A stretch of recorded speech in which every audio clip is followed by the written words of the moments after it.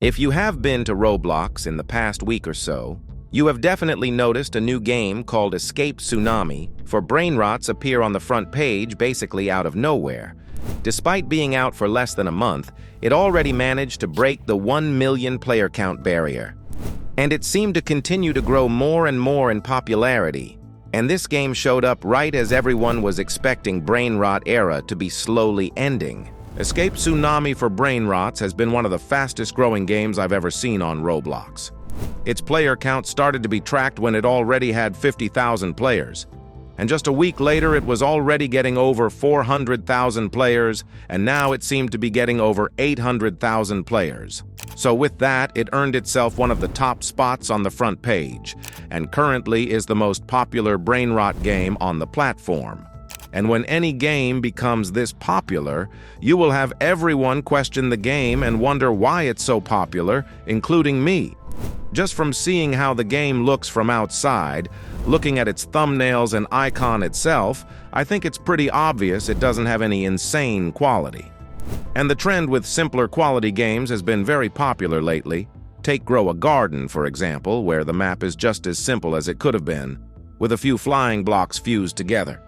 But when it comes to games, the gameplay is what matters the most. So I decided to try and play this game for about an hour to see if I can get a better understanding of why it is so popular in the first place. The game is just as simple as it gets in pretty much every aspect of it. I obviously started off by getting a common brain rot, but just 15 minutes in, and I was able to get the third best rarity in the game, the cosmic rarity brain rot. So the only 7 brain rots I collected in that period of time were the only ones I ever collected. And yes, the balancing in this game is not exactly that good, as you probably understand. It didn't take me long till I was able to get secret brain rots, and secret is second best rarity in the game. And I even got to fight someone to get celestial rarity brain rot, which is the best one in the game, and yes, I did win the fight and got the brain rot. Basically, the entire gameplay is you getting brain rots to make money, then increase your speed, rebirth, and repeat. The only side thing you really had is upgrading how many brain rots you can hold. And honestly, I still cannot really understand why it has so many people playing it. Going back to Grow a Garden again, the reason it was so popular is because of how simple it was and the many uses of RNG, such as the shop restocks, which happen pretty often, and there's till this day still live streams which show the stock of the shops. And you also had weather events with mutations. Basically, it had a pretty good combination for kids. And those were the first few months of the game. Right now it's kind of different, not in a positive way, but that is a topic for a different video. What I'm trying to say is that I don't really see why kids prefer this game over pretty much many other brain rot games, even taking Steal a Brain Rot as example. Yes, this game is very simple to the point where any kid would be able to understand it, and yes, it uses brain rots which are still popular among kids. But just those two aspects cannot make a game popular. I think it is no secret the game is not exactly high quality. Pretty much the opposite of it, actually. The lighting in this game looks kind of bad. The model have no consistent style. Some brain rots are just plastic. Some have more detail for them with textures. And some just look like abominations. And continuing on that, some brain rots stand in T-pose for no reason at all, and some had their models completely missing, even in the Robux shop. Some did get fixed in the new update, but still, I'm just surprised how that happened in the first place. One fun fact about all of this is that the owner of the game is the same guy who apparently created Steal a Character, the first stealing game off of which Steal a Brain Rot was based. And just like last time, he ended up selling his game to do big studios. In this case, it seems he still owns a percent of it. So keep in mind, there's about 20 developers in the group for this game.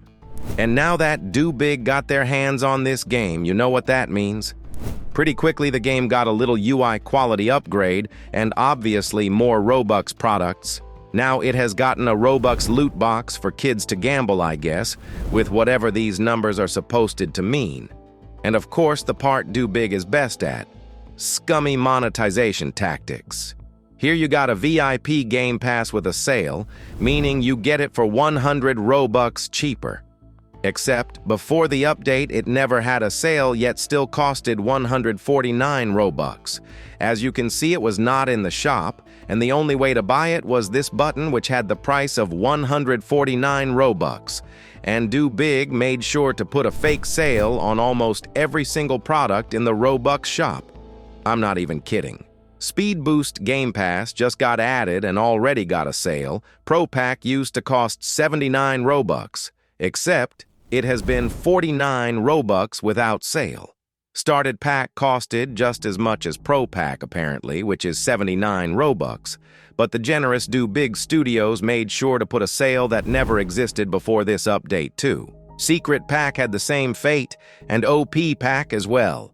And if you remember what Do Big did in Fish, or what they are currently doing with Grow a Garden, honestly, I'm not even surprised they decided to fake sales on Robux products. And they were so lazy with it too that they just copy-pasted the fake sale numbers for VIP and Speed Game Passes, as well as Pro and Standard packs. Video idea, searching for sales that never existed. Take notes, guys. And let's not forget about Spinny Wheel, which, yes, can be used without Robux, but there is a 1 in 100,000 reward you'll never get. But generous Do Big give the same brain rot but with a 4.5% in this Robux loot box. And fun fact, they actually buffed the odds significantly sometime after update. So if you bought and used the lucky block before that, screw you, I guess. By the way, if you want to increase your luck to find brain rots, it'll cost you only 200 Robux for 5 minutes of the boost. Surprised they didn't make it 5 seconds. Also, I'm going back for a bit to the models. This secret brain rot has this model in the Robux shop, but in reality still has the old model. The same also applies to this dragon fruit turtle, a pretty big difference. And the Statue of Liberty brain rot too. Again, I have no idea how they managed to fumble this stuff. But it doesn't stop with the models. If we go to the game's description, it says your brain rots earn offline. So here I am in the game, I collected the money, and instantly left. About 15 minutes later, I joined back, and there it is. No extra money made while I was offline. To me, it's just impressive how many things are wrong with his game, yet it remains as one of the top games on Roblox for some weird reason. And those are real players, at least because videos on YouTube get millions of views. And honestly, I don't want to blame the creator of this game that much. I just think that Do Big are mostly the problem here. And how do I know Do Big is a part of this game? Well, these 3 accounts seem to be named after Do Big Studios, Do Small, who plays a decent role in that company, and one of the owners is this Johnny guy who can be found as a developer under the group for Grow a Garden. So with that, the game originally didn't really seem like it would do that good, but now that Do Big are here to do whatever they are doing with games, I would imagine it'll last even less. The recent update had problems with it. Originally, admin abuse was meant to start at 6 p.m. my time. Then it got moved by 15 minutes, then another 10 minutes, and then a whole 30 more minutes, all of this when everyone was in the game and waiting. And you can see how the game had over 3 million players, but by the time the update came out and admin abuse began, it nearly halved. And it also got some dislikes because of this.